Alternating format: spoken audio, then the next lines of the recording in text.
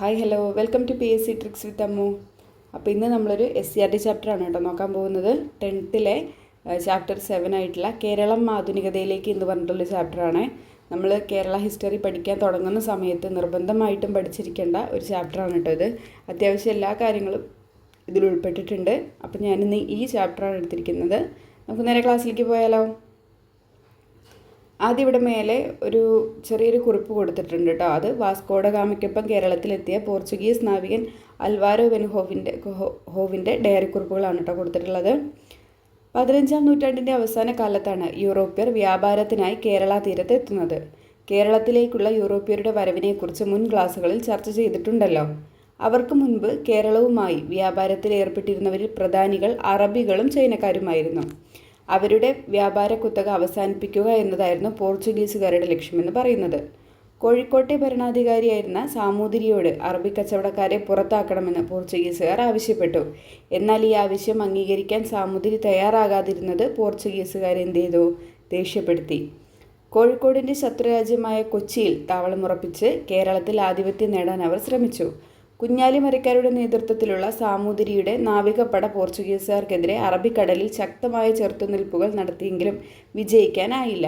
പോർച്ചുഗീസുകാരെ കൂടാതെ ഡച്ചുകാരും ഇംഗ്ലീഷുകാരും ഫ്രഞ്ചുകാരും വ്യാപാര കുത്തക നേടിയെടുക്കുന്നതിന് പരസ്പരം മത്സരിച്ചു. അപ്പോൾ കേരളത്തിൽ യൂറോപ്യർ എത്തുന്നതിന് മുൻപ് ഇവിടെ ആരായിരുന്നു പ്രധാനികൾ? അറബികളും ചൈനക്കാരും ഒക്കെ ആയിരുന്നു. അപ്പോൾ എന്ത് ചെയ്യാണ്? അവരുടെ വ്യാപാര കുത്തക അവസാനിപ്പിക്കാൻ വേണ്ടിയിട്ട് പോർച്ചുഗീസുകാർ സാമൂതിരിയോട് പറയുകയാണ് അവരെ ഇനി ഇതിലൊന്നും ഉൾപ്പെടുത്തിക്കേണ്ടതാണ്. അപ്പോൾ എന്ത് ചെയ്തു? സാമൂതിരി തയ്യാറായില്ല. അപ്പോൾ ദേഷ്യം വന്ന പോർച്ചുഗീസുകാർ എന്ത് ചെയ്തു? നമ്മളെ അറ്റാക്ക് ചെയ്യാൻ തുടങ്ങി. അവരുടെ താവളം എവിടെയായിരുന്നു? കൊച്ചിയിലായിരുന്നു അവരുടെ താവളം. പക്ഷേ എന്ത് ചെയ്തിട്ടുണ്ട്? കുഞ്ഞാലിമരക്കാരുടെ നേതൃത്വത്തിലുള്ള സാമൂതിരിയുടെ നാവികപ്പട അറബിക്കടലിൽ ശക്തമായി ചെറുത്തുനിൽപ്പുകളൊക്കെ നടത്തി. പക്ഷേ എന്ത് ചെയ്തില്ല? വിജയിക്കാനായില്ല. പക്ഷേ പോർച്ചുഗീസുകാരെ കൂടാതെ വേറെ ആരൊക്കെ ഉണ്ടായിരുന്നു? ഡച്ചുകാർ, ഇംഗ്ലീഷുകാർ, ഫ്രഞ്ചുകാർ. PDBF എന്നാണ് കേട്ടോ അവരുടെ വന്ന ക്രമം. നമ്മുടെ കേരളത്തിൽ അവർ ഫ്രഞ്ച് ശക്തികൾ യൂറോപ്യന്മാരെത്തിയ ക്രമം പോർച്ചുഗീസുകാർ, ഡച്ചുകാർ, ബ്രിട്ടീഷ്, ഫ്രഞ്ച് ഇങ്ങനെയാണ് കേട്ടോ. തിരിച്ചു പോയവർ നേരെ ഓപ്പോസിറ്റാണ് കേട്ടോ. FBDP കേട്ടോ. FBDP ആണ്. ആദ്യം ഫ്രഞ്ചുകാർ പോയി, പിന്നെ ബ്രിട്ടീഷുകാർ, പിന്നെ ഡച്ചുകാർ, പിന്നെ ലാസ്റ്റ് പോർച്ചുഗീസുകാർ. നമ്മളുടെ കേരളത്തിലേക്ക് ആദ്യം വരുന്നതും പോർച്ചുഗീസുകാരാണ്. അവസാനമായിട്ട് കേരളത്തിൽ നിന്ന് പോകുന്നതും ആര് തന്നെയാണ്? അതും പോർച്ചുഗീസുകാരാണ് കേട്ടോ. പക്ഷെ അവരെല്ലാം വ്യാപാര കുത്തക നേടിയെടുക്കാൻ വേണ്ടിയിട്ട് പരസ്പരം എന്ത് ചെയ്തു? മത്സരിച്ചു. എന്തിനു വേണ്ടിയായിരുന്നു ഈ മത്സരങ്ങൾ? കുരുമുളകിന് വേണ്ടിയിട്ടായിരുന്നു. 1663 ഡച്ചുകാർ പോർച്ചുഗീസുകാരെ കേരളത്തിൽ നിന്ന് തുരത്തി. അങ്ങനെ 63 എന്ത് ചെയ്തു? ഡച്ചുകാർ പോർച്ചുഗീസുകാരെ എന്ത് ചെയ്തു? കേരളത്തിൽ നിന്ന് തുരത്തി.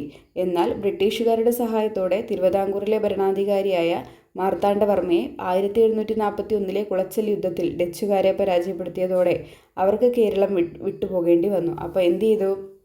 ഡച്ചുകാരെന്ത് ചെയ്തു? പോർച്ചുഗീസുകാരെ കേരളത്തിൽ നിന്ന് തുരത്തി ഓടിച്ചു. പക്ഷേ എന്ത് ചെയ്തു? തിരുവിതാംകൂറിലെ ഭരണാധികാരിയായ മാർത്താണ്ഡവർമ്മ എന്ത് ചെയ്തു? ബ്രിട്ടീഷുകാരുടെ സഹായത്തോടെ 1741 കുളച്ചൽ യുദ്ധത്തിൽ എന്ത് ചെയ്തു? ഡച്ചുകാരെ പരാജയപ്പെടുത്തി. അങ്ങനെ അവരെന്ത് ചെയ്തു? കേരളം വിട്ട് പോവാണ്. 1741 കുളച്ചൽ യുദ്ധം. കുളച്ചൽ യുദ്ധത്തിൻ്റെ വർഷം ഓർത്തിരിക്കണേ. ചിലപ്പോൾ ചേരുമ്പോൾ ചേർക്കാനൊക്കെ ചോദിക്കും. എന്താണ്? 1741 കേട്ടോ. എഴുതി വെച്ചോണേ. ഇംഗ്ലീഷുകാരും ഫ്രഞ്ചുകാരും തമ്മിൽ നടന്ന കർണാട്ടിക് യുദ്ധങ്ങളിൽ ബ്രിട്ടീഷുകാർ വിജയിച്ചതോടെ ദക്ഷിണേന്ത്യയിലെ വ്യാപാര കുത്തക ബ്രിട്ടീഷുകാരുടെ കയ്യിലായി. അങ്ങനെ പിന്നീട് എന്ത് ചെയ്യാണ്? ഈ ബ്രിട്ടീഷുകാർ നമ്മുടെ ഈ ഇംഗ്ലീഷുകാരും ഫ്രഞ്ചുകാരും തമ്മിൽ നടന്ന യുദ്ധത്തിനെ കർണാട്ടിക് യുദ്ധങ്ങൾ എന്നാണ് വിളിക്കുന്നത്. അതിൽ ആര് ജയിച്ചു? ബ്രിട്ടീഷുകാർ ജയിച്ചു. ഇംഗ്ലീഷുകാർ ജയിച്ചതോടെ എന്ത് ചെയ്തു? നമ്മളുടെ ദക്ഷിണേന്ത്യയിലെ വ്യാപാര കുത്തക എന്ത് ചെയ്തു? ബ്രിട്ടീഷുകാരുടെ കയ്യിലായി. ഇനി ഇവിടെ നമുക്ക് നോക്കാനുള്ളത് കുഞ്ഞാലിമരക്കാരെ കുറിച്ച് കൊടുത്തിട്ടുണ്ട്. കോഴിക്കോട് ഭരണം നടത്തിയിരുന്ന സാമൂതിരിമാരുടെ നാവികപ്പടയുടെ തലവന്മാരായിരുന്നു കുഞ്ഞാലിമരക്കന്മാർ. അപ്പോൾ 4 പേരുണ്ട് കേട്ടോ. കോഴിക്കോട് ജില്ലയിലെ വടകരയ്ക്കടുത്തുള്ള പുതുപ്പണത്തെ മരക്കാർ കോട്ടയായിരുന്നു ഇവരുടെ ആസ്ഥാനം എന്ന് പറയുന്നത്. മരക്കാർ കോട്ട കേട്ടോ. പുതുപ്പണത്തുള്ള മരക്കാർ കോട്ടയായിരുന്നു ഇവരുടെ ആസ്ഥാനം. ഇവർ 4 പേരായിരുന്നു ഉണ്ടായിരുന്നത്. പോർച്ചുഗീസുകാരുടെ കോട്ടയിൽ നിന്ന് ചാലിയം കോട്ട തിരിച്ചു പിടിക്കാൻ സാമൂതിരിയെ സഹായിച്ചത് കുഞ്ഞാലി മൂന്നാമനാണ്. അങ്ങനെ തന്നെ ക്വസ്റ്റ്യൻ വന്നിട്ടുണ്ട് കേട്ടോ. പ്രിലിംസിനൊക്കെ ചോദ്യം വരുന്നത് ഈ ഒരു ടൈപ്പ് ക്വസ്റ്റ്യൻസ് ആയിരിക്കുമേ. അപ്പോൾ ചാലിയം കോട്ട തിരിച്ചു പിടിക്കാൻ സാമൂതിരിയെ സഹായിച്ചത് ആരാണ്? കുഞ്ഞാലി മരക്കാർ മൂന്നാമനാണ്. ചാലിയൻകോട്ടയിലെ വിജയത്തെ പ്രകീർത്തിച്ചുകൊണ്ട് ഗാസി മുഹമ്മദ് 16-ാം നൂറ്റാണ്ടിൽ എഴുതിയ അറബി കാവ്യം ഏതാണ്? ഫത്ഹുൽ മുബീൻ, അതായത് വ്യക്തമായ വിജയം എന്നുള്ളതാണ് കേട്ടോ. അപ്പോൾ ഫത്ഹുൽ മുബീൻ ആരാണ് എഴുതിയത്? ഗാസി മുഹമ്മദ് കേട്ടോ. ഗാസി മുഹമ്മദ് ഫത്ഹുൽ മുബീൻ നിർബന്ധമായിട്ടും പഠിച്ചിരിക്കണേ. ഗാസി മുഹമ്മദ് എഴുതിയ കാവ്യം ഏതാണ്? ഫത്ഹുൽ മുബീൻ കേട്ടോ. ഇസ്ലാം മതത്തിനും ഹിന്ദുധർമ്മത്തിനും വേണ്ടിയൊരു പോലെ പോരാടിടും ഹിന്ദുവായുള്ളൊരു രാജാവിനെ കണ്ടുപഠിക്കുവിൻ സുൽത്താൻമാരെ എന്ന വരികൾ അക്കാലത്ത് സാമുദായിക സൗഹാർദ്ദത്തെയാണ് സൂചിപ്പിക്കുന്നത്. പക്ഷേ ഇന്ന് വെട്ടും കുത്തുമൊക്കെയാണ് അല്ലേ. കുറേ വിഷുമന്തി, പിന്നെ കുറേ റംസാൻ പന്നി, പോർക്ക്, അങ്ങനെ എന്തൊക്കെയാണല്ലേ വരുന്നത്. ഇന്ന് നമുക്കിതിലേക്ക് കിടക്കാം. ഇനി കുളച്ചൽ യുദ്ധം കൊടുത്തിട്ടുണ്ട് കേട്ടോ ഇവിടെ. നമുക്ക് നോക്കാം. 1741 എന്നല്ലേ പറഞ്ഞത്. കുളച്ചൽ യുദ്ധം ഡച്ചുകാരെ സംബന്ധിച്ചിടത്തോളം അത്യന്തം വിനാശകരമായിരുന്നു. പ്ലാസി യുദ്ധത്തെ പോലെ ഇതും ഒരു മഹായുദ്ധമൊന്നും ആയിരുന്നില്ല. പക്ഷേ കേരളം പിടിച്ചെടുക്കാമെന്ന ഡച്ചുകാരുടെ മോഹം ഇതോടെ എന്ത് ചെയ്തു? അസ്തമിച്ചു. ഡച്ചുകാരുടെ ആയുധബലത്തിനേറ്റ ആദ്യത്തെ ശക്തിയേറിയ പ്രഹരമായിരുന്നു കുളച്ചൽ യുദ്ധം. ഡച്ചുകാർക്കെതിരെ വളരെ ശക്തിയായിട്ട് നടത്തിയൊരു യുദ്ധമാണ് എന്തെന്ന് പറയുന്നത് 1741 കുളച്ചൽ യുദ്ധം. ഇതിൻ്റെ ആഘാതത്തിൽ നിന്നും മുക്തി നേടാൻ പിന്നീട് ഒരിക്കലും അവർക്ക് കഴിഞ്ഞില്ല. ഇതുതന്നെയാണ് ഈ യുദ്ധം കൊണ്ടുണ്ടായ ധാർമ്മിക നേട്ടവും. ഇത് ഹിസ്റ്ററി ഓഫ് കേരള എന്ന് പറഞ്ഞിട്ടുള്ള ബുക്കിൽ നിന്ന്, സർദാർ കെ എം പണിക്കരുടെ ഹിസ്റ്ററി ഓഫ് കേരള എന്ന് പറഞ്ഞ ബുക്കിൽ നിന്നെടുത്ത വേഴ്സുകളാണ് കേട്ടോ. ഇനി അടുത്തതാണ് ഇംഗ്ലീഷ് ഈസ്റ്റ് ഇന്ത്യ കമ്പനി കേരളത്തിലേക്ക്. ഇംഗ്ലീഷ് ഈസ്റ്റ് ഇന്ത്യ കമ്പനിയുടെ പ്രതിനിധിയായി 1615 കേരളത്തിലെത്തിയ ക്യാപ്റ്റൻ വില്യം കീലിംഗ് സാമൂതിരിയെ സന്ദർശിക്കുകയും വ്യാപാര ഉടമ്പടിയിൽ ഒപ്പുവെക്കുകയും ചെയ്തു. 1615 ക്യാപ്റ്റൻ വില്യം കീലിംഗ് നമ്മുടെ കേരളത്തിലെത്തുന്നത്. സാമൂതിരിയെ സന്ദർശിച്ചു, വ്യാപാര ഉടമ്പടിയിൽ എന്ത് ചെയ്തു? ഒപ്പുവെക്കുകയും ചെയ്തു. പിന്നീട് വിഴിഞ്ഞത്തും തലശ്ശേരിയിലും 5 തെങ്ങിലും പാണ്ഡികശാലകൾ, അതായത് സംഭരണ കേന്ദ്രങ്ങളെയാണ് അന്ന് പാണ്ഡികശാലകൾ എന്ന് പറഞ്ഞിട്ടുണ്ടായിരുന്നത്. അത് ആരംഭിക്കാനുള്ള അനുമതി കമ്പനി കരസ്ഥമാക്കി. എവിടേക്കാണ്? 5 തെങ്ങിൽ, തലശ്ശേരിയിൽ, വിഴിഞ്ഞത്ത് കേട്ടോ. ആദ്യത്തെ ഇംഗ്ലീഷ് ഈസ്റ്റ് ഇന്ത്യ കമ്പനിയുടെ ആദ്യത്തെ പാണ്ഡികശാലകൾ എവിടേക്കായിരുന്നു? വിഴിഞ്ഞത്ത്, തലശ്ശേരിയിൽ, 5 തെങ്ങിൽ. തുടർന്ന് ആറ്റിങ്ങൽ റാണിയിൽ നിന്ന് 5 തെങ്ങിൽ കോട്ട പണിയാനുള്ള അനുവാദവും നേടിയെടുത്തു. അങ്ങനെ ആറ്റിങ്ങൽ റാണിയിൽ നിന്ന് എന്ത് ചെയ്തു? 5 തെങ്ങിൽ ഒരു കോട്ട പണിയാനുള്ള അനുവാദം അവരെന്ത് നേടിയെടുക്കുകയാണ്. പിൽക്കാലത്ത് പശ്ചിമ തീരത്തെ ബ്രിട്ടീഷുകാരുടെ ഏറ്റവും പ്രധാന സൈനിക കേന്ദ്രമായിട്ട് 5 തെങ്ങ് മാറി. 5 തെങ്ങിനെ ബ്രിട്ടീഷ് സൈനിക കേന്ദ്രമാക്കിയതിൽ നാട്ടുകാർക്ക് ശക്തമായ പ്രതിഷേധമുണ്ടായിരുന്നു. 1721 ആറ്റിങ്ങൽ റാണിക്ക് സമ്മാനവുമായി പോകുകയായിരുന്ന 150ഓളം പേരുള്ള ഇംഗ്ലീഷ് സംഘത്തെ നാട്ടുകാർ വധിച്ചു. ഇതാണ് ആറ്റിങ്ങൽ കലാപം എന്നറിയപ്പെടുന്നത്. ആറ്റിങ്ങൽ കലാപം വർഷം 1721. ഓർത്ത് വച്ചേക്കണേ. ബ്രിട്ടീഷുകാർക്കെതിരെ കേരളത്തിൽ നടന്ന ആദ്യത്തെ സംഘടിത കലാപമായിട്ടാണ് ആറ്റിങ്ങൽ കലാപത്തെ കണക്കാക്കുന്നത്. ക്വസ്റ്റ്യൻ പേപ്പറിൽ അങ്ങനെ തന്നെ കാണാം. ബ്രിട്ടീഷുകാർക്കെതിരെ കേരളത്തിൽ നടന്ന ആദ്യത്തെ സംഘടിത കലാപം ഏതാണ്? 1721 ആറ്റിങ്ങൽ കലാപം. മൈസൂരിലെ ഭരണാധികാരികളും ബ്രിട്ടീഷുകാരും തമ്മിൽ 1792 ഒപ്പിട്ട ശ്രീരംഗപട്ടണം സന്ധി പ്രകാരം മലബാർ ബ്രിട്ടീഷുകാർക്ക് ലഭിച്ചു. അപ്പോൾ എങ്ങനെയാണ് മലബാർ ബ്രിട്ടീഷുകാർക്ക് ലഭിക്കുന്നത്? നമ്മുടെ മൈസൂരിലെ ഭരണാധികാരികളും ബ്രിട്ടീഷുകാരും തമ്മിൽ ഒരു ഉടമ്പടി ഒപ്പിട്ടു. ഏതാണത്? ശ്രീരംഗപട്ടണം ഉടമ്പടി. എന്നാണ്? 1792. ആ പ്രകാരം എന്ത് ചെയ്തു? മലബാർ ബ്രിട്ടീഷുകാർക്ക് ലഭിക്കുകയുണ്ടായി. 1792 കൊച്ചി രാജാവ് ബ്രിട്ടീഷ് മേൽക്കോയ്മ അംഗീകരിച്ച് കപ്പം കൊടുക്കാൻ നിർബന്ധിതനായി. അപ്പോൾ ഈ 1792 ഈ ശ്രീരംഗപട്ടണം ഉടമ്പടി സമ്മതിച്ചതോടെ എന്ത് ചെയ്തു? ബ്രിട്ടീഷ് മേൽക്കോയ്മ അംഗീകരിക്കേണ്ടി വന്നു. അങ്ങനെ അവരെന്ത് ചെയ്തു? കപ്പം കൊടുക്കാൻ നിർബന്ധിതനായി. കപ്പം എന്ന് പറഞ്ഞാൽ നികുതി. 1795 ഉടമ്പടി പ്രകാരം തിരുവിതാംകൂറും ബ്രിട്ടീഷ് മേൽക്കോയ്മ അംഗീകരിച്ചു. 95 തിരുവിതാംകൂർ ബ്രിട്ടീഷ് മേൽക്കോയ്മ അംഗീകരിക്കുന്നത്. 92 എന്ത് ചെയ്യുന്നത്? കൊച്ചി രാജാവ് ബ്രിട്ടീഷ് മേൽക്കോയ്മ അംഗീകരിക്കുന്നത്. മനസ്സിലാകുന്നുണ്ടോ? പകരമായി എന്തുതായി? ശത്രുക്കളിൽ നിന്ന് സംരക്ഷണം അവർക്ക് ബ്രിട്ടീഷുകാർ വാഗ്ദാനം ചെയ്തു. അങ്ങനെ തിരുവിതാംകൂറിൽ അവരെന്ത് ചെയ്തു? ബ്രിട്ടീഷ് മേൽക്കോയ്മ അംഗീകരിച്ചു. പകരം എന്ത് ചെയ്തു? ബ്രിട്ടീഷുകാർ ശത്രുക്കളിൽ നിന്ന് തിരുവിതാംകൂറിൻ്റെ സംരക്ഷണം ഏറ്റെടുക്കുകയും ചെയ്തു. അങ്ങനെ മലബാറിൽ നേരിട്ടും കൊച്ചിയിലും തിരുവിതാംകൂറിലും സാമന്ത രാജാക്കന്മാർ വഴിയും ബ്രിട്ടീഷുകാർ ഭരണം നടത്തി. അങ്ങനെ ഈ ബ്രിട്ടീഷുകാർക്ക് നേരിട്ട് ഭരണമുണ്ടായിരുന്നത് എവിടെയാണ്? ഏത് ഭാഗത്താണ്? മലബാറിലായിരുന്നു കേട്ടോ. മലബാറിലായിരുന്നു ബ്രിട്ടീഷുകാർക്ക് നേരിട്ട് ഭരിക്കാനുള്ള റൈറ്റ് ഉണ്ടായിരുന്നത്. ചുരുക്കത്തിൽ 18-ാം നൂറ്റാണ്ടോടെ കേരളം പൂർണ്ണമായി ബ്രിട്ടീഷ് ആധിപത്യത്തിൻ്റെ കീഴിലായി എന്നാണ് പറയുന്നത്. ഇനി നമുക്ക് ബ്രിട്ടീഷുകാർക്കെതിരെ നടന്ന ആദ്യകാല ചെറുത്തുനിൽപ്പുകളാണ് നോക്കേണ്ടത്. ഇവിടെ വേലുത്തമ്പി ദളവയുടെ കുണ്ടറ വിളംബരത്തിൽ നിന്നുള്ള കുറച്ച് വീടുകളൊക്കെ കൊടുത്തിട്ടുണ്ട് കേട്ടോ.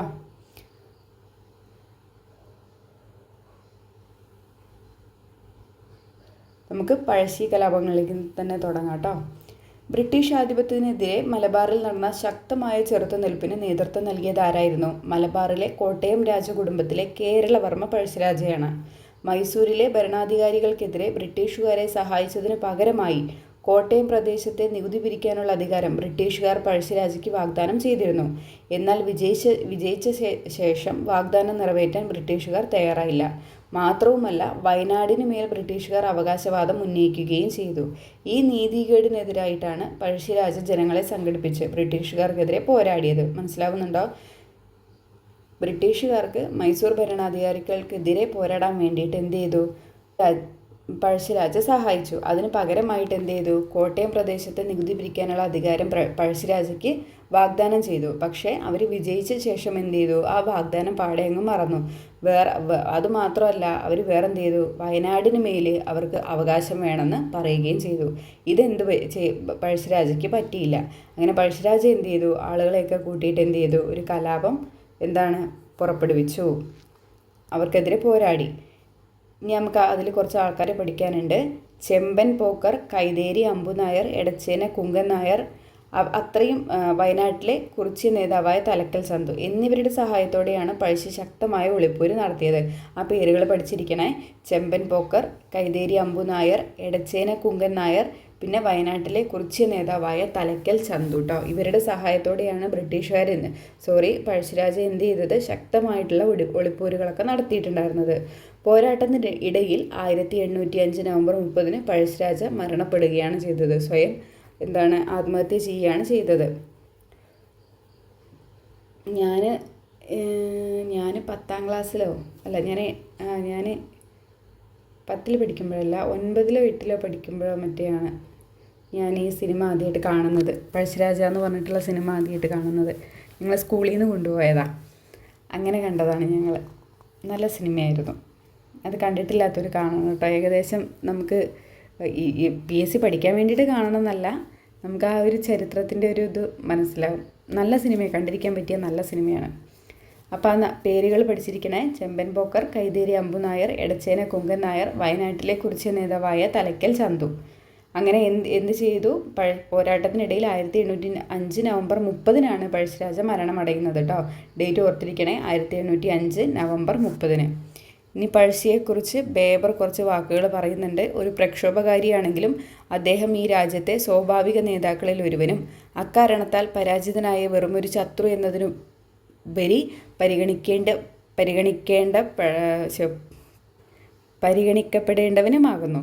തൻ്റെ മരണത്തിന് പോലും മായ്ക്കാനാകാത്ത വിധത്തിൽ ഈ നാട്ടുകാർ അദ്ദേഹത്തെക്കുറിച്ച് ഭക്തിയുടെ സീമയിലെത്തുന്ന സ്നേഹാദരങ്ങൾ പുലർത്തിപ്പോകുന്നു. അപ്പോൾ പഴശ്ശിരാജയെക്കുറിച്ച് ബേബർ എന്താണ് പറയുന്നത്? അയാൾ നല്ലൊരു മനുഷ്യനായിരുന്നു എന്നൊക്കെയാണ് പറയുന്നത്. ഇത് എടുത്തിരിക്കുന്നത് ബേബറുടെ കത്തുകളിൽ നിന്നാണ് കേട്ടോ. മലബാർ മാനുവൽ വില്യം ലോഗൻ എഴുതിയിട്ടുള്ള മലബാർ മാനുവലിൽ നിന്നാണ് ഇത് എഴുതിയിരിക്കുന്നത് കേട്ടോ, എടുത്തിരിക്കുന്നത്. അതിൽ ബേബറുടെ കത്തുകളിൽ നിന്നുള്ള വേർഡ്സുകളാണ് ഈ കൊടുത്തിരിക്കുന്നത് പഴശ്ശിരാജയെക്കുറിച്ച്. കേരള സിംഹം കേട്ടോ.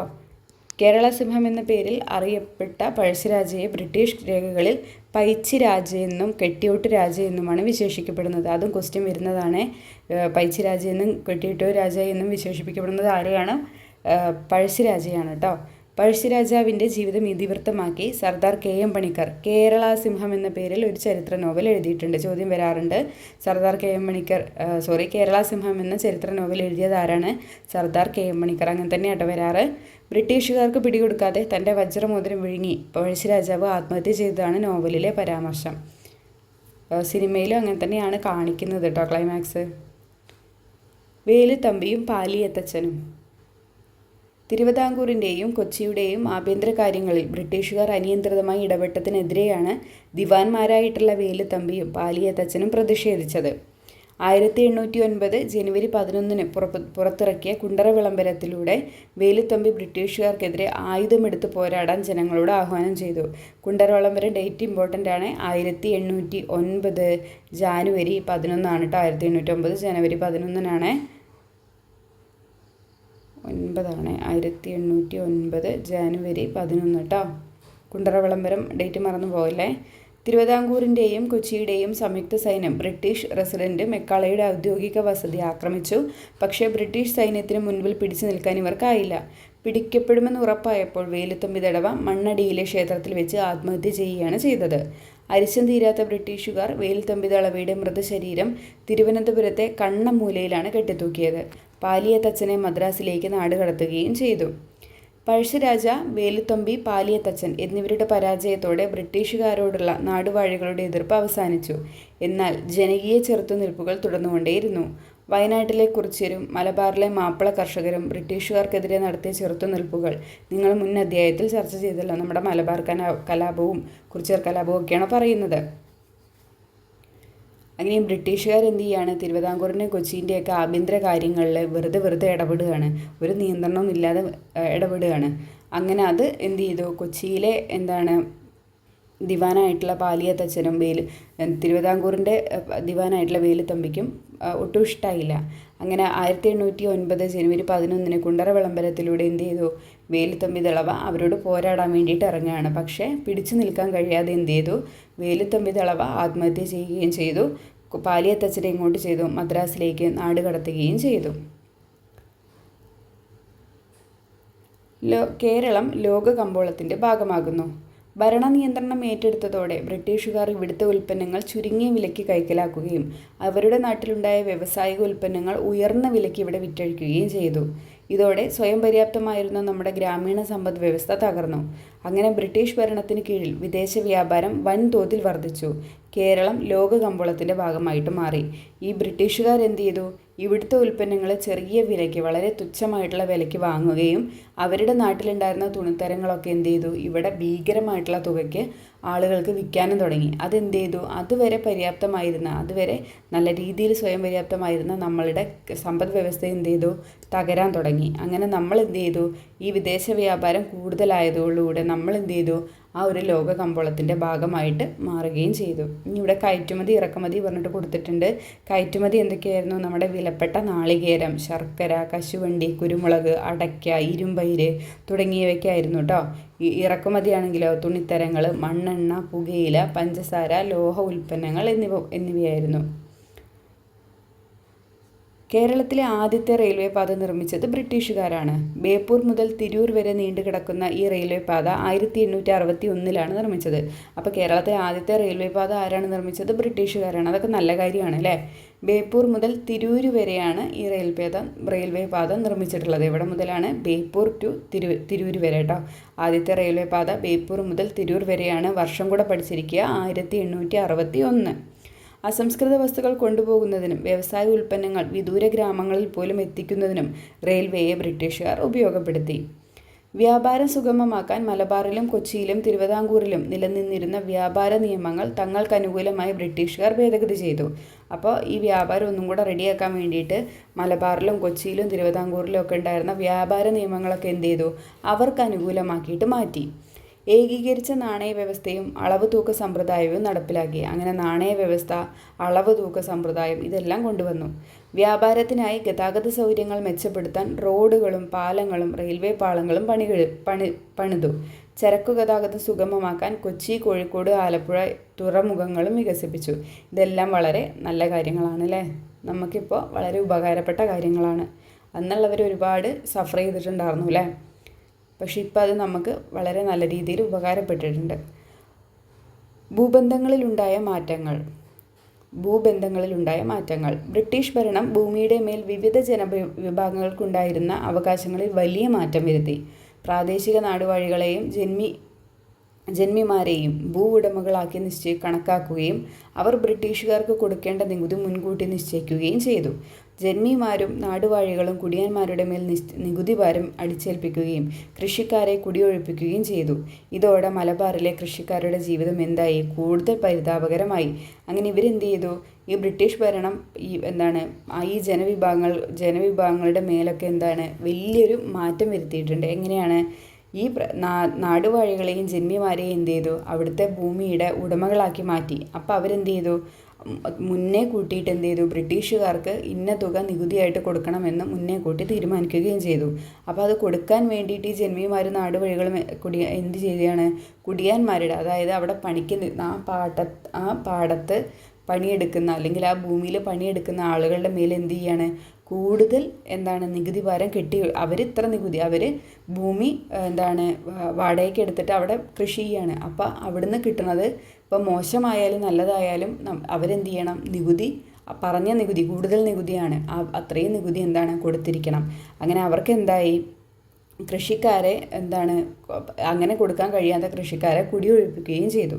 അപ്പോൾ എന്തായി, അവിടുത്തെ മലബാറിലെ കൃഷിക്കാരുടെ ജീവിതം എങ്ങനെയായി, വളരെ വളരെ മോശമായിക്കൊണ്ടിരുന്നു. ഇതിനെതിരെ നടന്ന കലാപങ്ങളെ പറ്റി മുൻ അധ്യായത്തിൽ പരാമർശിച്ചത് ഓർക്കുമല്ലോ. നമ്മുടെ ഈ മാപ്പിള കലാപങ്ങളെക്കുറിച്ച് തന്നെയാണ് പറയണത്. ഇനി മാപ്പിള കലാപങ്ങളെക്കുറിച്ച് അന്വേഷിക്കാൻ നിയമിച്ച ലോഗൻ കമ്മീഷന്റെ ശുപാർശയുടെ അടിസ്ഥാനത്തിൽ 1929 മലബാർ കുടിയായ്മ നിയമം നടപ്പിലാക്കിയതോടെ കർഷകർക്ക് ഭൂമിയുടെ മേൽ നാമമാത്രമായെങ്കിലും അവകാശം ലഭിച്ചു. അങ്ങനെ മാപ്പിള കലാപങ്ങളെക്കുറിച്ച് അന്വേഷിക്കാൻ നിയമിച്ച കമ്മീഷന്റെ പേരെന്താണ്, ലോഗൻ കമ്മീഷനാണ് കേട്ടോ. ഒന്നും കൂടെ പറയാം, മാപ്പിള കലാപങ്ങളെക്കുറിച്ച് അന്വേഷിക്കാൻ നിയമിച്ച കമ്മീഷന്റെ പേരെന്ത്, Logan commission.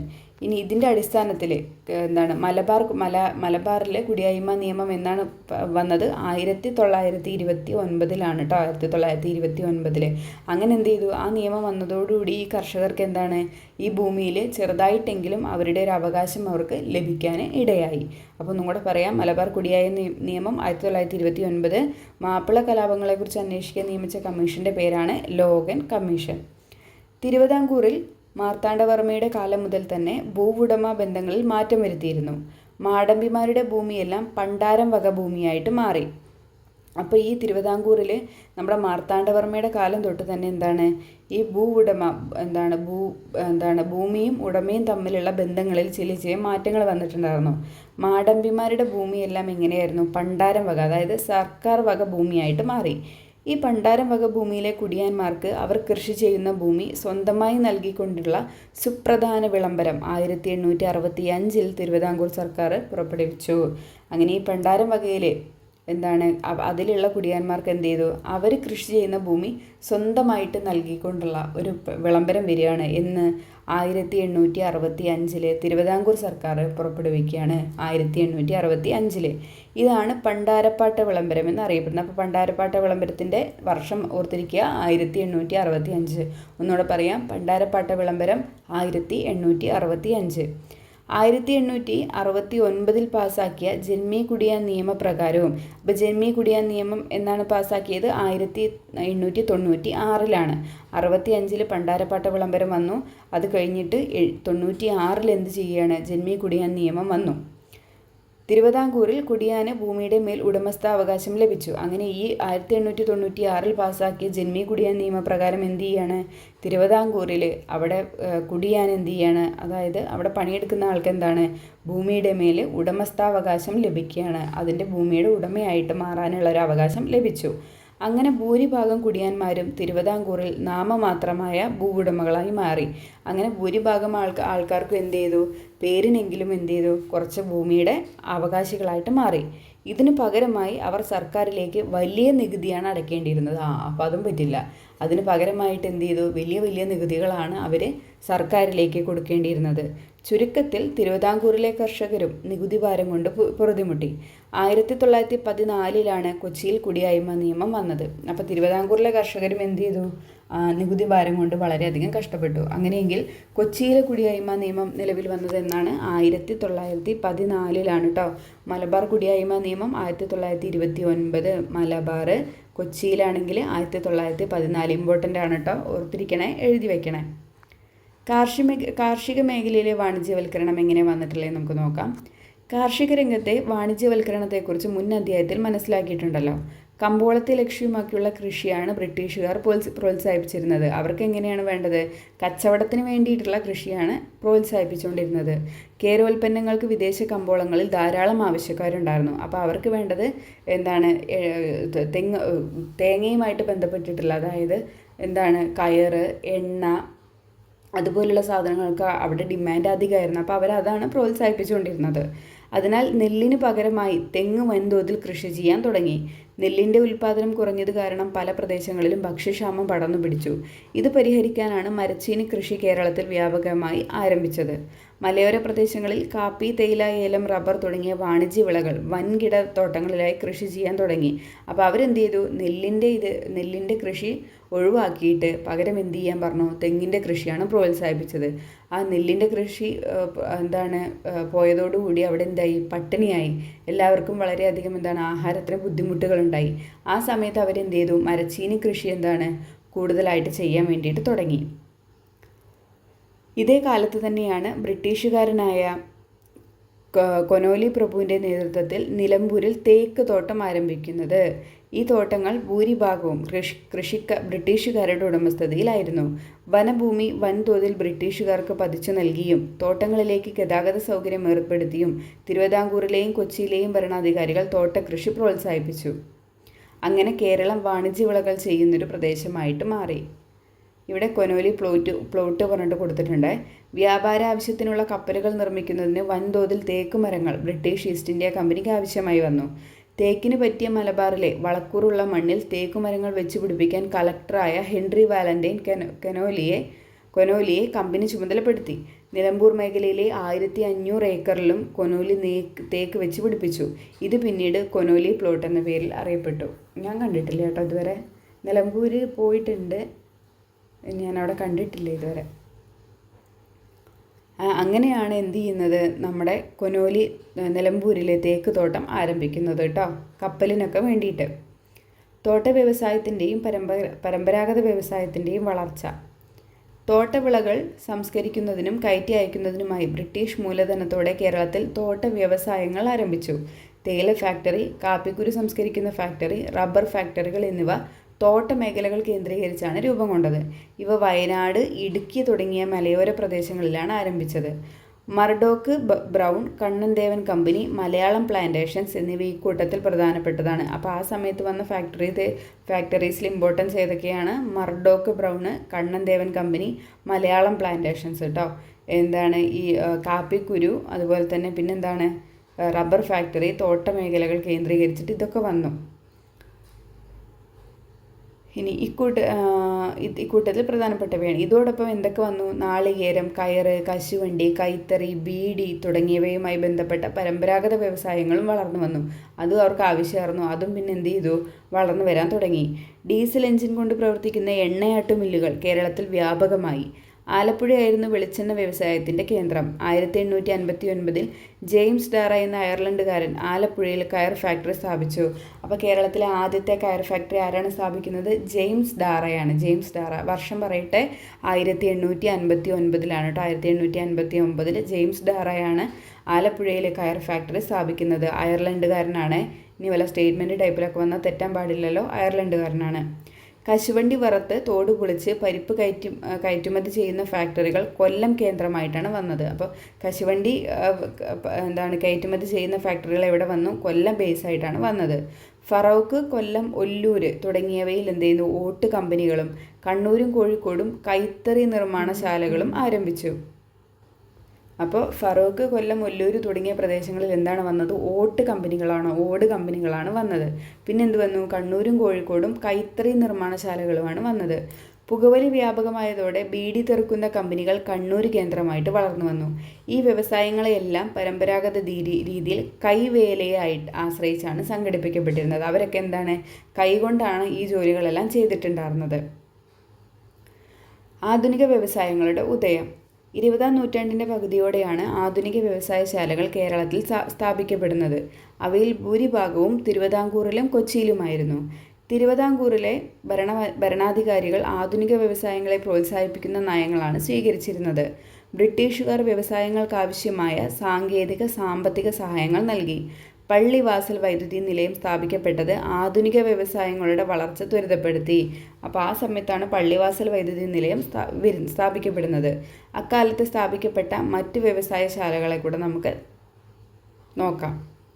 Punalur paper mill, കളമശ്ശേരിയിലെ ഫാക്ട്, കുണ്ടറ സെറാമിക്സ്, തിരുവനന്തപുരത്തെ റബ്ബർ വർക്ക്സ്, കൊച്ചിയിലെ ടാറ്റ ഓയിൽ മില്ല്, പിന്നെന്താണ് കൊച്ചിയിലെ അളഗപ്പ തുണിമില്ല്.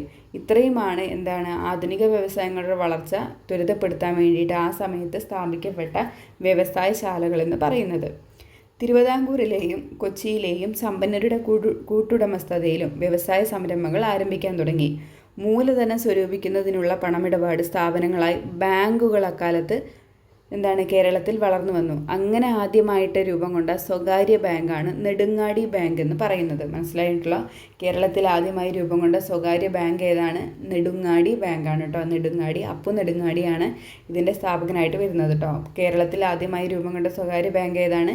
നെടുങ്ങാടി ബാങ്കാണ് കേട്ടോ. ചോദ്യം വന്നിട്ടുണ്ട്. തുടർന്ന് imperial bank, Indian national bank, chartered bank എന്നിവ പിന്നീട് നിലവിൽ വരികയാണ് ഉണ്ടായത്. സാംസ്കാരിക മേഖലയിലെ ബ്രിട്ടീഷ് സ്വാധീനം. യൂറോപ്യരുടെ വരവോടെയാണ് കേരളത്തിൽ അച്ചടി ആരംഭിച്ചത്. മലയാളത്തിൽ വ്യാകരണ ഗ്രന്ഥങ്ങളും നിഘണ്ടുവും തയ്യാറാക്കുന്നതിൽ കൂടുതൽ താല്പര്യം പ്രകടിപ്പിച്ചിരുന്നത് ജെസ്യൂട്ട് മിഷണറിമാരാണ്. ഡോക്ടർ ആഞ്ചലോസ് ഫ്രാൻസിസ് ആണ് മലയാളത്തിലെ ആദ്യത്തെ വ്യാകരണ ഗ്രന്ഥം തയ്യാറാക്കുന്നത്. എഴുതി വെച്ചോളൂ. മലയാളത്തിലെ ആദ്യത്തെ വ്യാകരണ ഗ്രന്ഥം തയ്യാറാക്കുന്നത് ആരാണ്? Doctor Angelos Francis. മലയാളത്തിലെ ആദ്യത്തെ വ്യാകരണ ഗ്രന്ഥം തയ്യാറാക്കിയത് ആരാണ്? ഡോക്ടർ ആഞ്ചലോസ് ഫ്രാൻസിസ് ആണ്. മലയാള ഭാഷയിൽ ആദ്യത്തെ നിഘണ്ടു രൂപപ്പെടുത്തിയത് ആരാണ്? അർണോസ് പാതിരിയാണ്. അങ്ങനെയെങ്കിൽ മലയാള ഭാഷയിലെ ആദ്യത്തെ നിഘണ്ടു രൂപപ്പെടുത്തിയത് ആരാണ്? അർണോസ് പാതിരി. മലയാള ഭാഷയിലെ ആദ്യത്തെ നിഘണ്ടു രൂപപ്പെടുത്തിയത് അർണോസ് പാതിരി. മലയാളത്തിലെ ആദ്യത്തെ വ്യാകരണ ഗ്രന്ഥം തയ്യാറാക്കിയത് ഡോക്ടർ ആഞ്ചലോസ് ഫ്രാൻസിസ്. മലയാള ഭാഷയിൽ അച്ചടിച്ച ആദ്യത്തെ സമ്പൂർണ്ണ ഗ്രന്ഥം ഏതാണ്? അത് സംക്ഷേപ വേദാർത്ഥമാണ്. ക്വസ്റ്റ്യൻ വന്നിട്ടുള്ളതാണ്. ഈ പറഞ്ഞ 3 ക്വസ്റ്റ്യൻ വന്നിട്ടുള്ളതാണ്. മലയാള ഭാഷയിൽ അച്ചടിച്ച ആദ്യത്തെ സമ്പൂർണ്ണ ഗ്രന്ഥം ഏതാണ്? സംക്ഷേപ വേദാർത്ഥം. മിഷണറിമാരായ ബെഞ്ചമിൻ ബെയ്ലി ഇംഗ്ലീഷ് മലയാളം നിഘണ്ടുവും doctor Hermann Gundert Malayalam English നിഘണ്ടുവും പ്രസിദ്ധപ്പെടുത്തി. അപ്പം മിഷണറിമാരായിട്ടുള്ള ബെഞ്ചമിൻ ബെയ്ലി എന്താണ് ചെയ്തത്? ബെഞ്ചമിൻ ബെയ്ലി ഇംഗ്ലീഷ് മലയാളം നിഘണ്ടുവാണ്. ഇംഗ്ലീഷ് മലയാളം നിഘണ്ടു ഇങ്ങനെ പഠിച്ചാൽ മതി. BEM. Benjamin Bailey English to Malayalam നിഘണ്ടുവാണ് തയ്യാറാക്കിയത്. Benjamin Bailey English to Malayalam BEM. ഇനി ഹെർമൻ ഗുണ്ടേട്ടാണെങ്കിൽ മലയാളം ഇംഗ്ലീഷാണ് വന്നത്. HME എന്ന് പഠിച്ചാൽ മതി. ഹെർമൻ ഗുണ്ടേട്ട് മലയാളം ഇംഗ്ലീഷ് നിഘണ്ടുവാണ് പ്രസിദ്ധപ്പെടുത്തിയത്. അപ്പോൾ ഇവിടെ എന്തൊക്കെയാണ് പഠിച്ചത്? മലയാള ഭാഷയിലെ ആദ്യത്തെ നിഘണ്ടു ആരാണ് രൂപപ്പെടുത്തിയത്? അർണോസ് പാതിരിയാണ്. മലയാള ഭാഷയിലെ ആദ്യത്തെ വ്യാകരണ ഗ്രന്ഥം തയ്യാറാക്കിയത് ആരാണ്? ആഞ്ചലോസ് ഫ്രാൻസിസ് ആണ്. അതുപോലെ തന്നെ മലയാള ഭാഷയിൽ അച്ചടിച്ച ആദ്യത്തെ സമ്പൂർണ്ണ ഗ്രന്ഥം ഏതാണ്? സംക്ഷേപ വേദാർത്ഥമാണ്. പിന്നെ ബെഞ്ചമിൻ ബെയ്ലി ആദ്യത്തെ ഇംഗ്ലീഷ് മലയാളം നിഘണ്ടുവും ഹെർമൻ ഗുണ്ടേട്ട് മലയാളം ഇംഗ്ലീഷ് നിഘണ്ടുവുമാണ് പ്രസിദ്ധപ്പെടുത്തിയത്. ഡോക്ടർ ഹെർമൻ ഗുണ്ടേട്ട് തലശ്ശേരിയിൽ നിന്നും പ്രസിദ്ധപ്പെടുത്തിയ രാജ്യസമാചാരം, പശ്ചിമോദയം എന്നിവ മലയാളത്തിലെ ആദ്യത്തെ പത്രങ്ങളാണ്. ഇമ്പോർട്ടൻ്റ് പോയിൻ്റാണ്, എഴുതി വെച്ചോ. ഡോക്ടർ ഹെർമൻ ഗുണ്ടേട്ട് തലശ്ശേരിയിൽ നിന്ന് പ്രസിദ്ധപ്പെടുത്തിയ ആദ്യത്തെ രാജ്യസമാചാരം, പശ്ചിമോദയം എന്നിവ ആദ്യത്തെ പത്രങ്ങളാണ്.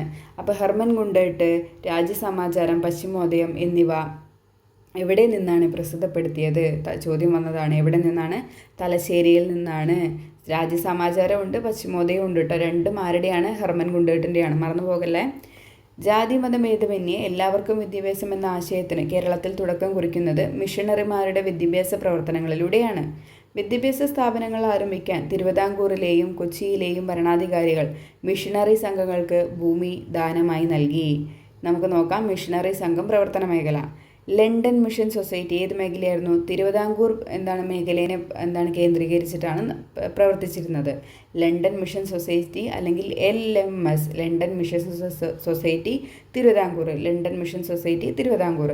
ചർച്ച് മിഷൻ സൊസൈറ്റി ആണെങ്കിലോ കൊച്ചിയിലും തിരുവിതാംകൂറും കേന്ദ്രീകരിച്ചിട്ടാണ് പ്രവർത്തനങ്ങൾ നടത്തിയത്. ചർച്ച് മിഷൻ സൊസൈറ്റി ആണെങ്കിൽ Kochi, Thiruvithamkoor. Basal evangelical mission ആണെങ്കിൽ മലബാർ മാത്രം കേന്ദ്രീകരിച്ചിട്ടാണ് പ്രവർത്തനം തുടങ്ങിയത്. Basal evangelical mission Malabar. London mission society ആണെങ്കിൽ തിരുവിതാംകൂർ. ചർച്ച് മിഷൻ സൊസൈറ്റി ആണെങ്കിൽ കൊച്ചിയും തിരുവിതാംകൂറും ഉണ്ട്. ബാസൽ ഇവാഞ്ചലിക്കൽ മിഷൻ ആണെങ്കിൽ മലബാർ മാത്രമേ ഉള്ളൂ.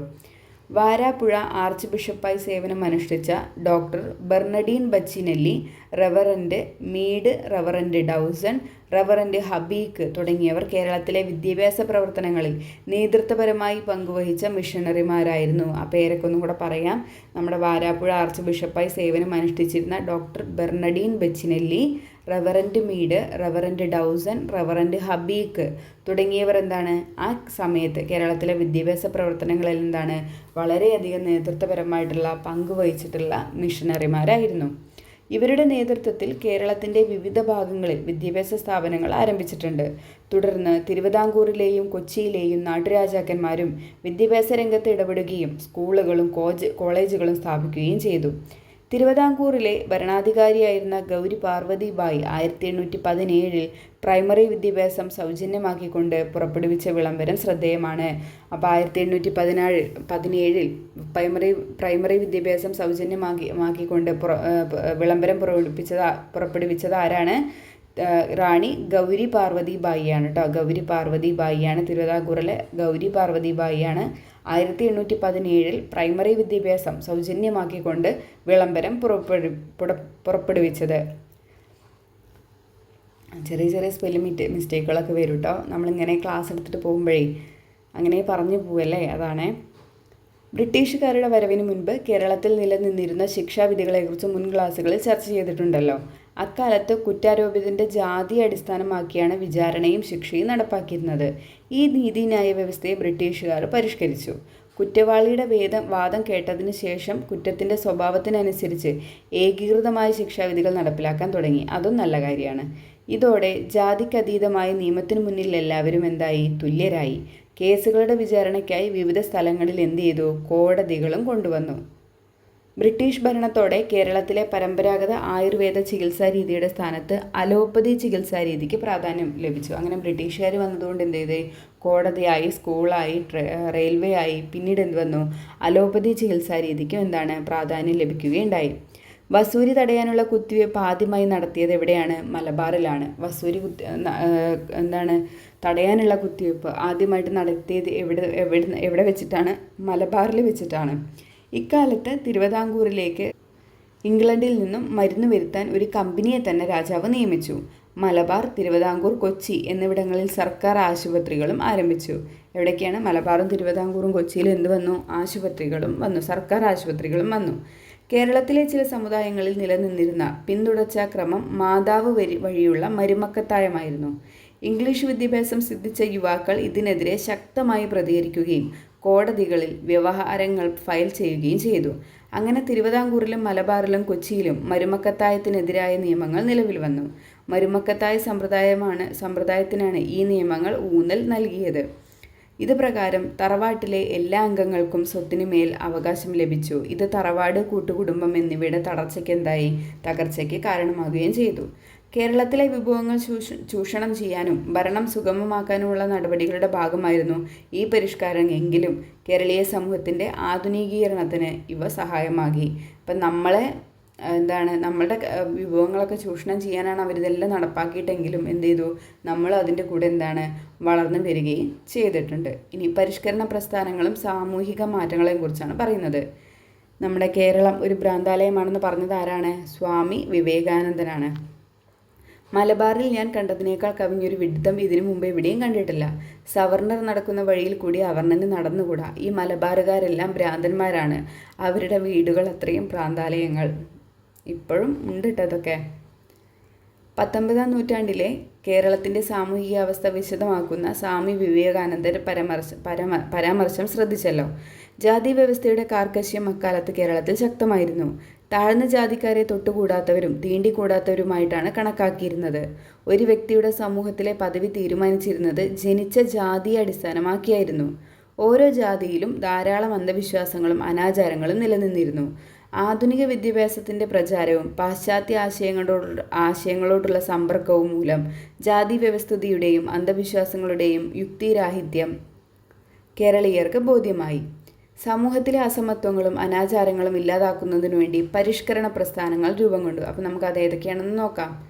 ആദ്യം തന്നെ വൈകുണ്ഠസ്വാമികളുടെ പ്രസ്ഥാനമായിട്ടുള്ള സമത്വ സമാജം. ആരുടെയാണ്? വൈകുണ്ഠസ്വാമികളുടെ സമത്വ സമാജം. ചട്ടമ്പി സ്വാമികൾ കൂട്ടുകുടുംബ വ്യവസ്ഥയ. വ്യവസ്ഥ, സംബന്ധം, മരുമക്കത്തായം എന്നിവയ്ക്കെതിരെ പോരാടി. ചട്ടമ്പിസ്വാമികൾ എന്താണ് ചെയ്തത്? കൂട്ടുകുടുംബ വ്യവസ്ഥ, സംബന്ധം, മരുമക്കത്തായം എന്നിവയ്ക്കെതിരെ പോരാടുകയാണ് ചെയ്തത്. ശ്രീനാരായണ ഗുരുവിൻ്റെയാണ് ശ്രീനാരായണ ധർമ്മപരിപാലന യോഗം. ശ്രീനാരായണ ഗുരു ശ്രീനാരായണ ധർമ്മപരിപാലന യോഗം. കുര്യാക്കോസ് ഏലിയാസ് ചാവറയാണെങ്കിൽ അനാഥാലയങ്ങളും വിദ്യാലയങ്ങളും സ്ഥാപിക്കുകയും ചെയ്തു. കുര്യാക്കോസ് ഏലിയാസ് ചാവറ അനാഥാലയങ്ങളും വിദ്യാലയങ്ങളും സ്ഥാപിച്ചു. അയ്യങ്കാളിയുടെയാണ് സാധുജന പരിപാലന സംഘം. അയ്യങ്കാളി സാധുജന പരിപാലന സംഘം. വക്കം അബ്ദുൽ ഖാദർ മൗലവിയുടെയാണ് തിരുവിതാംകൂർ മുസ്ലിം മഹാജനസഭ. തിരുവിതാംകൂർ മുസ്ലിം മഹാജനസഭ ആരുടെയാണ്? വക്കം അബ്ദുൽ ഖാദർ മൗലവി.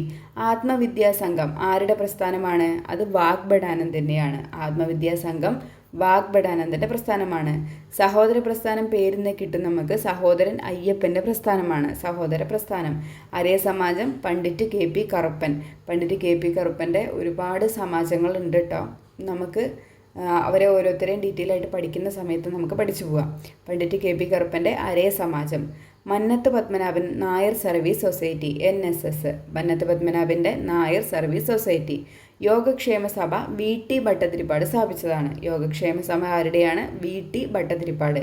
പ്രത്യക്ഷ രക്ഷാ ദേവസഭയാണെങ്കിൽ കുമാരഗുരുദേവൻ്റെയാണ് കേട്ടോ. പൊയ്കയിൽ കുമാരഗുരുദേവൻ്റെയാണ് പ്രത്യക്ഷ രക്ഷാ ദേവസഭ.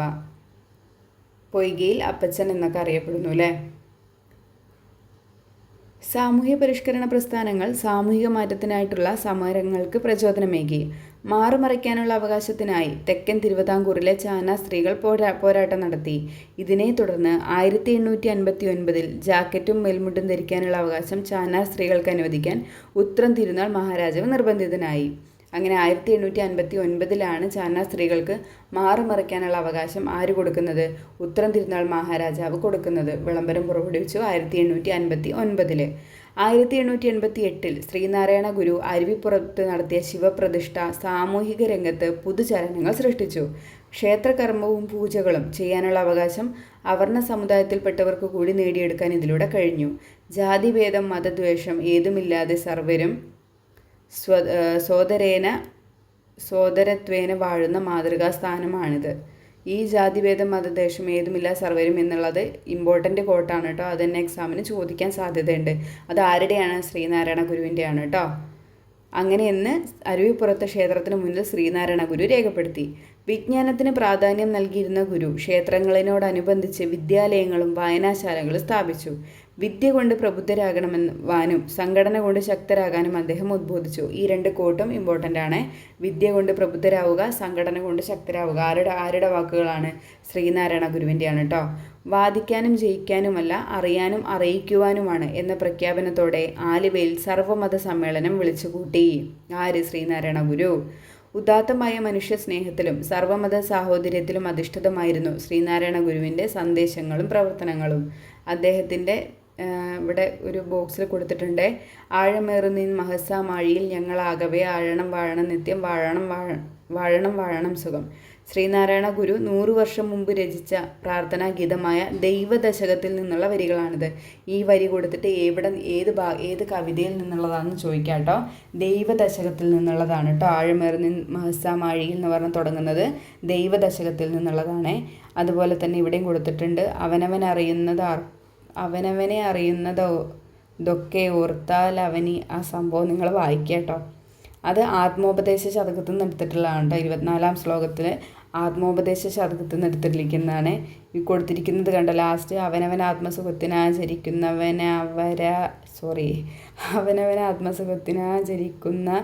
വയ്യപ്പരനു സുഖത്തിനായി വരണം. അപരനു എന്നാണ് കേട്ടോ പറയുന്നത്. വയ്യപരനു സുഖത്തിനായി വരണം. ആ സംഭവം തന്നെ. സഞ്ചാര സ്വാതന്ത്ര്യത്തിനായി കേരളത്തിൽ നടന്ന പ്രക്ഷോഭങ്ങളിൽ പ്രധാനപ്പെട്ടതാണ് വൈക്കം സത്യാഗ്രഹം 1924 കേട്ടോ.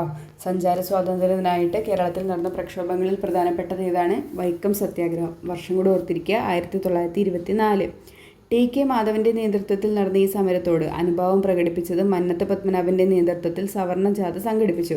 അപ്പോൾ ഈ വൈക്കം സത്യാഗ്രഹത്തിൻ്റെ നേതൃത്വം കൊടുത്തത് ആരാണ്? TK മാധവനാണ്. TK മാധവൻ വൈക്കം സത്യാഗ്രഹത്തിന് നേതൃത്വം കൊടുത്തത് TK മാധവൻ. വൈക്കം സത്യാഗ്രഹം വർഷം 1924. ഇനി ഇതിനോടനുബന്ധിച്ചിട്ട് ആരാണ് സവർണജാഥ സംഘടിപ്പിച്ചത്? മന്നത്ത് പത്മനാഭനാണ്. വൈക്കം സത്യാഗ്രഹത്തിനോടനുബന്ധിച്ച് സവർണജാഥ സംഘടിപ്പിച്ചത് ആരാണ്? മന്നത്ത് പത്മനാഭനാണ്. ഈ സമരങ്ങളെ തുടർന്നാണ് വൈക്കം ക്ഷേത്രത്തിന് ചുറ്റുമുള്ള പൊതുനിരത്തിലൂടെ യാത്ര ചെയ്യാൻ അവർണജാതിക്കാർക്ക് അനുവാദം ലഭിച്ചത്. വൈക്കം സത്യാഗ്രഹത്തോടനുബന്ധിച്ച് ഗുരുവായൂർ ക്ഷേത്രത്തിൽ എല്ലാ ജാതിയിൽപ്പെട്ട ഹിന്ദുക്കൾക്ക് പ്രവേശനം അനുവദിക്കണമെന്നാവശ്യപ്പെട്ട് കെ കേളപ്പൻ്റെ നേതൃത്വത്തിൽ ഗുരുവായൂർ സത്യാഗ്രഹം നടന്നു. വർഷം ഓർത്തിരിക്കുക 1931. വൈക്കം സത്യാഗ്രഹം 1924, 1931 ഗുരുവായൂർ സത്യാഗ്രഹം. അത് പോയി. എ കെ ഗോപാലനായിരുന്നു സമരത്തിൻ്റെ വോളണ്ടിയർ ക്യാപ്റ്റൻ. ഗുരുവായൂർ സത്യാഗ്രഹത്തിൻ്റെ വോളണ്ടിയർ ക്യാപ്റ്റൻ ആരായിരുന്നു? എ കെ ഗോപാലനായിരുന്നു. ഈ സത്യാഗ്രഹത്തിൽ പി കൃഷ്ണപിള്ളയ്ക്ക് ക്രൂരമായ മർദ്ദനമേറ്റു. ഈ ജനകീയ സമരങ്ങളുടെ എല്ലാം ഫലമായിട്ട് 1936 നവംബർ 12 തിരുവിതാംകൂറിൽ ക്ഷേത്രപ്രവേശന വിളംബരം പുറപ്പെടുവിച്ചു. അപ്പോൾ തിരുവിതാംകൂറിൽ ക്ഷേത്രപ്രവേശന വിളംബരം പുറപ്പെടുവിച്ചതെന്നാണ് 1936 നവംബർ 12. ഇമ്പോർട്ടൻ്റ് ആണ്. ക്ഷേത്രപ്രവേശന വിളംബരം 1936 നവംബർ 12. തുടർന്ന് മദിരാശി ക്ഷേത്രപ്രവേശന വിളംബര പ്രകാരം മലബാറിലും കൊച്ചി രാജാവിൻ്റെ വിളംബര പ്രകാരം കൊച്ചിയിലും എല്ലാ വിഭാഗക്കാർക്കും ആരാധനാ സ്വാതന്ത്ര്യം ലഭിച്ചു. ദേശീയ പ്രസ്ഥാനം കേരളത്തിൽ ഭരണപരമായി ഏകീകരിക്കപ്പെടാതിരുന്നതിനാൽ കേരളത്തിലെ ദേശീയ പ്രസ്ഥാനത്തിന് ഒരു ഏകീകൃത രൂപം കൈവന്നിരുന്നില്ല. മലബാറിൽ ബ്രിട്ടീഷുകാർ നേരിട്ട് ഭരണം നടത്തിയപ്പോൾ കൊച്ചിയിലും തിരുവിതാംകൂറിലും റെസിഡന്റുമാരിലൂടെയാണ് പരോക്ഷമായിട്ട് ഭരണം നടത്തിയിരുന്നത്. അതിനാൽ മലബാറിലെ പോലെ രാഷ്ട്രീയ സമരങ്ങൾ കൊച്ചിയിലും തിരുവിതാംകൂറിലും ശക്തമായിരുന്നില്ല. ഇനി മലബാറിലെ കാര്യമാണ് പറയുന്നത് കേട്ടോ. ഒന്നാം ലോക കാലഘട്ടത്തിലാണ് മലബാർ പ്രദേശത്ത് രാഷ്ട്രീയ പ്രവർത്തനങ്ങൾ സജീവമായത്. മലബാർ ജില്ലാ കോൺഗ്രസിൻ്റെ പ്രഥമ സമ്മേളനം 1916 ആനി ബസന്റിൻ്റെ അധ്യക്ഷതയിൽ പാലക്കാട് വെച്ച് നടന്നു. ഇമ്പോർട്ടൻ്റ് ആണ്. ആദ്യത്തെ മലബാർ ജില്ലാ കോൺഗ്രസിൻ്റെ പ്രഥമ സമ്മേളനം നടന്ന വർഷം 1916. ആരുടെ അധ്യക്ഷതയിൽ? ആനി ബസന്റിൻ്റെ അധ്യക്ഷതയിൽ. എവിടെ വെച്ചിട്ട് നടന്നു? പാലക്കാട് വെച്ചിട്ട് നടന്നു. മറന്നു പോകല്ലേ. 1916 ആനി ബസന്റ്, പാലക്കാട്. മലബാർ ജില്ലാ കോൺഗ്രസിൻ്റെ പ്രഥമ സമ്മേളനം. K P Kesava Menon, K P Raman Menon, Muhammad Abdurahiman Sahib, K Madhavan Nair, E Moidu Maulavi, M P Narayana Menon എന്നിവരായിരുന്നു ഇക്കാലത്ത് കോൺഗ്രസ് പ്രവർത്തനങ്ങൾക്ക് മലബാറിൽ നേതൃത്വം നൽകിയത്. ആരൊക്കെയായിരുന്നു? K P Kesava Menon, K P Raman Menon, Muhammad Abdurahiman Sahib, K Madhavan Nair, E Moidu Maulavi, M P Narayana Menon. ഇത്രയും പേരായിരുന്നു ആ സമയത്ത് കോൺഗ്രസ് പ്രവർത്തനങ്ങളിൽ എവിടെ നേതൃത്വം നൽകിയത്? മലബാറിൽ നേതൃത്വം നൽകിയിരുന്നത്. 1920 മഞ്ചേരിയിൽ നടന്ന അവസാനത്തെ മലബാർ രാഷ്ട്രീയ സമ്മേളനത്തിൽ ഭരണപരിഷ്കരണം, കുടിയാൻ പ്രശ്നം, ഖിലാഫത്ത് തുടങ്ങിയ വിഷയങ്ങളാണ് ചർച്ച ചെയ്തിട്ടുണ്ടായിരുന്നത്. നമ്മുടെ കേരളത്തിലെ സൂററ്റ് പിളർപ്പ് എന്നറിയപ്പെടുന്നതാണ് കേട്ടോ 1920 മഞ്ചേരിയിൽ നടന്ന അവസാനത്തെ ഈ കോൺഗ്രസ് സമ്മേളനം എന്ന് പറയുന്നത്. അപ്പോൾ അതിൽ എന്തൊക്കെയാണ് ചർച്ച ചെയ്തിട്ടുണ്ടായിരുന്നത്? മലബാർ പരിഷ്കരണം, കുടിയാൻ പ്രശ്നം, ഖിലാഫത്ത് തുടങ്ങിയ വിഷയങ്ങളായിരുന്നു ചർച്ച ചെയ്തിട്ടുണ്ടായിരുന്നത്. 1920 ഗാന്ധിജിയും ഷൗക്കത്ത് അലിയും കോഴിക്കോടെത്തി ഖിലാഫത്ത് പ്രസ്ഥാനത്തിന് പിന്തുണ പ്രഖ്യാപിച്ചു. അപ്പോൾ 1920 ഗാന്ധിജി കേരളത്തിലെത്തിയത് ആരുടെ ഒപ്പമാണ്? ഷൗക്കത്ത് അലിയുടെ ഒപ്പമാണ്. പിന്നെന്താണ്? എന്ത് കാര്യത്തിന് വേണ്ടിയിട്ടാണ് വന്നത്? ഏത് പ്രസ്ഥാനത്തിന് പിന്തുണ പ്രഖ്യാപിക്കാനാണ് വന്നത്? ഖിലാഫത്ത് പ്രസ്ഥാനത്തിൻ്റെ പ്രചരണവുമായി ബന്ധപ്പെട്ടിട്ടാണ് 1920 ഗാന്ധിജി കേരളത്തിലെത്തുന്നത്. കട്ടിലശ്ശേരി മുഹമ്മദ് മൗലവി പ്രസിഡന്റായും മുഹമ്മദ് അബ്ദുറഹിമാൻ സാഹിബ് സെക്രട്ടറി ആയിട്ടും ഖിലാഫത്ത് കമ്മിറ്റി രൂപീകരിച്ചു. അപ്പോൾ ഖിലാഫത്ത് കമ്മിറ്റിയുടെ ആദ്യത്തെ പ്രസിഡന്റ് ആരായിരുന്നു? കട്ടിലശ്ശേരി മുഹമ്മദ് മൗലവി. സെക്രട്ടറി ആണെങ്കിൽ ആരായിരുന്നു? മുഹമ്മദ് അബ്ദുറഹിമാൻ സാഹിബായിരുന്നു. ഖിലാഫത്ത് പ്രസ്ഥാനം മലബാറിൽ ശക്തിപ്പെട്ടു. അതേ തുടർന്ന് മലബാറിൽ പലയിടത്തും ബ്രിട്ടീഷുകാരുമായി നേരിട്ടുള്ള ഏറ്റുമുട്ടലുകൾ ഉണ്ടായി. ഏറനാട്, വള്ളുവനാട്, പൊന്നാനി താലൂക്കുകളിലായി മലബാറിലെ കർഷകരായ മാപ്പിളമാർ ശക്തമായ പോരാട്ടങ്ങൾക്ക് നേതൃത്വം നൽകി. ഈ സമരങ്ങളെ പൊതുവെ എന്ത് പറയുന്നു? മലബാർ കലാപം എന്നാണ് വിശേഷിപ്പിക്കുന്നത്. 1921 മലബാർ കലാപം. ഇനി ഈ മലബാർ കലാപം പൊട്ടിപ്പുറപ്പെടാനൊരു കാരണമുണ്ട്. അതാണ് പൂക്കോട്ടൂർ യുദ്ധം. നിസ്സഹരണവും ഖിലാഫത്തും ശക്തമായ മലബാറിൽ 1921 മലബാർ കലാപത്തിൻ്റെ ഭാഗമായി നടന്ന പ്രധാന സംഭവം ഏതാണ്? പൂക്കോട്ടൂർ യുദ്ധമാണ്. പൂക്കോട്ടൂരിലെ ഖിലാഫത്ത് കമ്മിറ്റിയുടെ സെക്രട്ടറിയായ വടക്കേ വീട്ടിൽ മുഹമ്മദിനെ മോഷണക്കുറ്റം ചുമത്തി അറസ്റ്റ് ചെയ്യാൻ ബ്രിട്ടീഷ് പോലീസ് ശ്രമിച്ചതോടെയാണ് കലാപം ആരംഭിച്ചത്. 3000-ലധികം ആളുകൾ പങ്കെടുത്ത കലാപം അമർച്ച ചെയ്യാൻ ബ്രിട്ടീഷ് ഗവൺമെൻറ് ഏറെ പ്രയാസപ്പെട്ടു. യുദ്ധത്തിൽ 100 കണക്കിന് പേരാണ് കൊല്ലപ്പെട്ടത്. ഈ പേര് ഓർത്ത് വെച്ചേക്കണേ. കട്ടിലശ്ശേരിയിൽ സെക്രട്ടറി ആയിട്ടുള്ള വടക്കേ വീട്ടിൽ മുഹമ്മദ് കേട്ടോ. കട്ടിലശ്ശേരി മുഹമ്മദ് എന്നാണ് കേട്ടോ. വടക്കേ വീട്ടിൽ കട്ടിലശ്ശേരി മുഹമ്മദ്, പൂക്കോട്ടൂരിലെ ഖിലാഫത്ത് കമ്മിറ്റിയുടെ സെക്രട്ടറി. 1930കളിൽ നിയമലംഘന പ്രസ്ഥാനം മലബാറിൽ ശക്തമായി. കെ കേളപ്പൻ്റെ നേതൃത്വത്തിൽ പയ്യന്നൂരിലും മുഹമ്മദ് അബ്ദുറഹിമാൻ്റെ നേതൃത്വത്തിൽ കോഴിക്കോടും ഉപ്പ് നിയമം ലംഘിച്ച് ഉപ്പുണ്ടാക്കി. അപ്പോൾ ഉപ്പ് സത്യാഗ്രഹത്തിന് കോഴിക്കോട് നേതൃത്വം കൊടുത്തത് ആരാണ്? മുഹമ്മദ് അബ്ദുറഹിമാൻ സാഹിബാണ്. പയ്യന്നൂരിലാണെങ്കിലോ കെ കേളപ്പനാണ് കേട്ടോ. തിരുവിതാംകൂറിൽ രാഷ്ട്രീയ പ്രക്ഷോഭത്തിൻ്റെ ആരംഭം കുറിക്കുന്നത് 1891 മലയാളി മെമ്മോറിയലോട് കൂടിയാണ്. സർക്കാർ ജോലികളിൽ തിരുവിതാംകൂറുകാർക്ക് മതിയായ പ്രാതിനിധ്യം ആവശ്യപ്പെട്ട് ബാരിസ്റ്റർ G.P. പിള്ളയുടെ നേതൃത്വത്തിൽ 10,000-ലധികം പേർ ഒപ്പിട്ട മെമ്മറാണ്ടം മഹാരാജാവിന് സമർപ്പിച്ചു.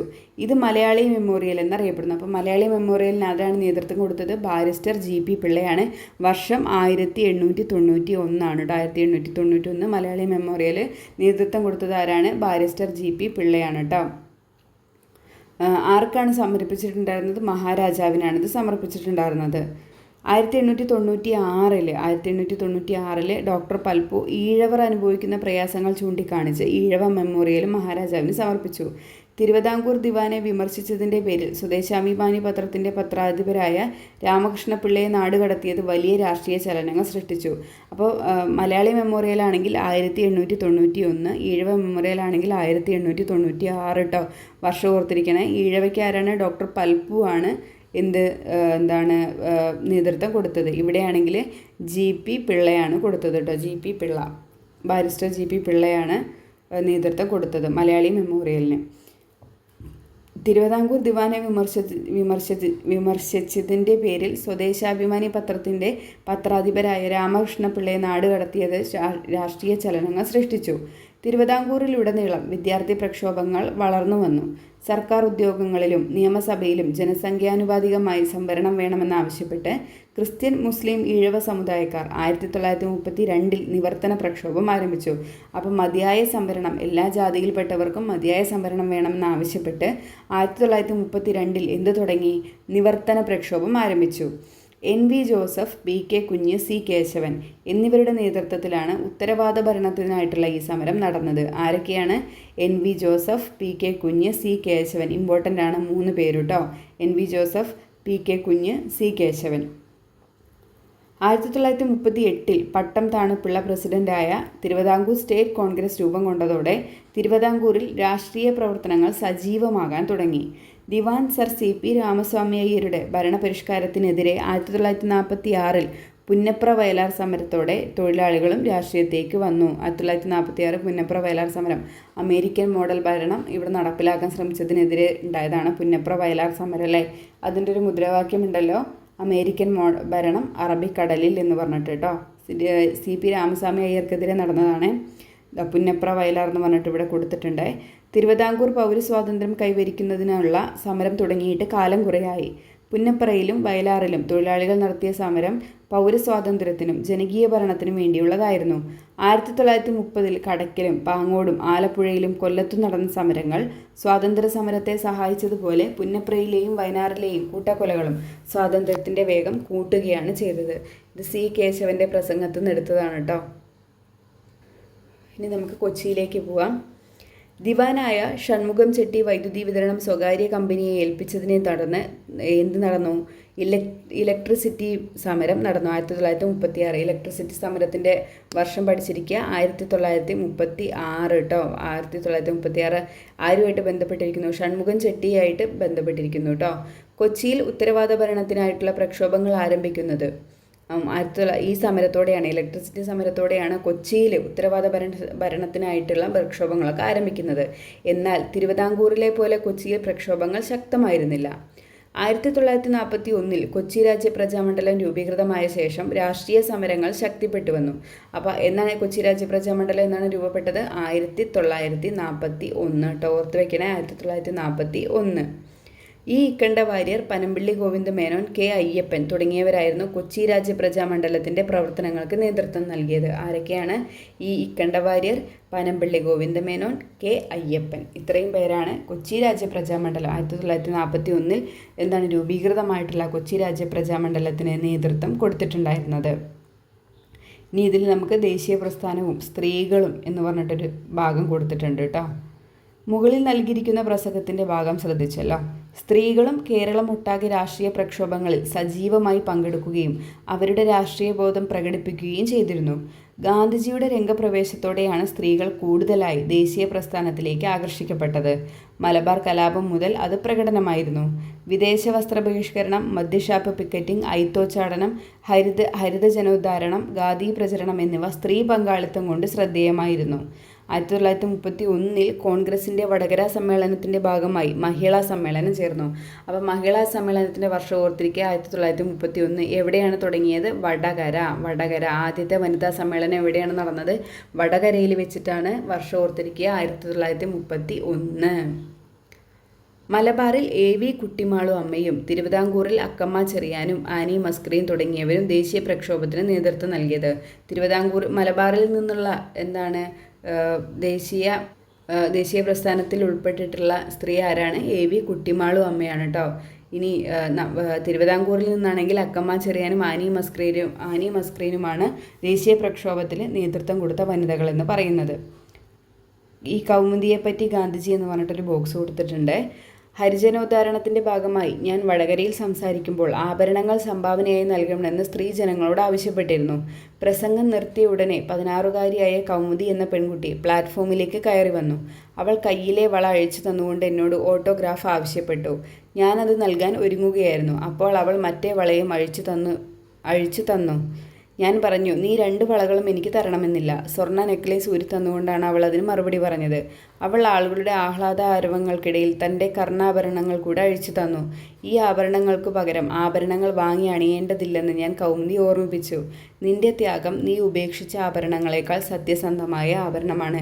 ഗാന്ധിജിക്ക് ആഭരണങ്ങൾ അഴിച്ച് കൊടുത്ത സ്ത്രീയാണ് കൗമുദി എന്ന് പറഞ്ഞിട്ടുള്ള 16-കാരി കേട്ടോ, കൗമുദി ടീച്ചർ. ഐക്യ കേരളത്തിലേക്ക്. ഒരേ ഭാഷ സംസാരിച്ചിരുന്നുവെങ്കിലും മലയാളികൾ 3 വ്യത്യസ്ത ഭരണമേഖലകളായി ഭിന്നിച്ചു കിടക്കുകയായിരുന്നു. 1920 നാഗ്പൂരിൽ ചേർന്ന കോൺഗ്രസ് സമ്മേളനം ഭാഷാടിസ്ഥാനത്തിൽ സംസ്ഥാന കോൺഗ്രസ് കമ്മിറ്റികൾ രൂപീകരിക്കാൻ തീരുമാനിച്ചു. ഇതിൻ്റെ അടിസ്ഥാനത്തിൽ 1921 ഏപ്രിൽ 23 മുതൽ 26 വരെ ഒറ്റപ്പാലത്ത് വെച്ച് ഒന്നാം കേരള സംസ്ഥാന രാഷ്ട്രീയ സമ്മേളനം നടന്നു.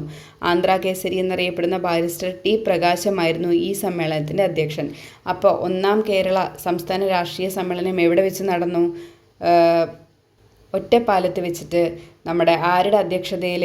ബാരിസ്റ്റർ ടി പ്രകാശം, അതായത് ആന്ധ്ര കേസരി എന്നറിയപ്പെടുന്ന ബാരിസ്റ്റർ ടി പ്രകാശത്തിൻ്റെ അധ്യക്ഷതയിലാണ് ഒന്നാം കേരള സംസ്ഥാന രാഷ്ട്രീയ സമ്മേളനം 1921 ഒറ്റപ്പാലത്ത് വെച്ച് നടന്നത്. മറന്നു പോകരുത് കേട്ടോ. തുടർന്ന് തിരുവിതാംകൂർ, കൊച്ചി, മലബാർ പ്രദേശങ്ങളെ ഉൾപ്പെടുത്തി കേരള പ്രദേശ് കോൺഗ്രസ് കമ്മിറ്റി നിലവിൽ വന്നു.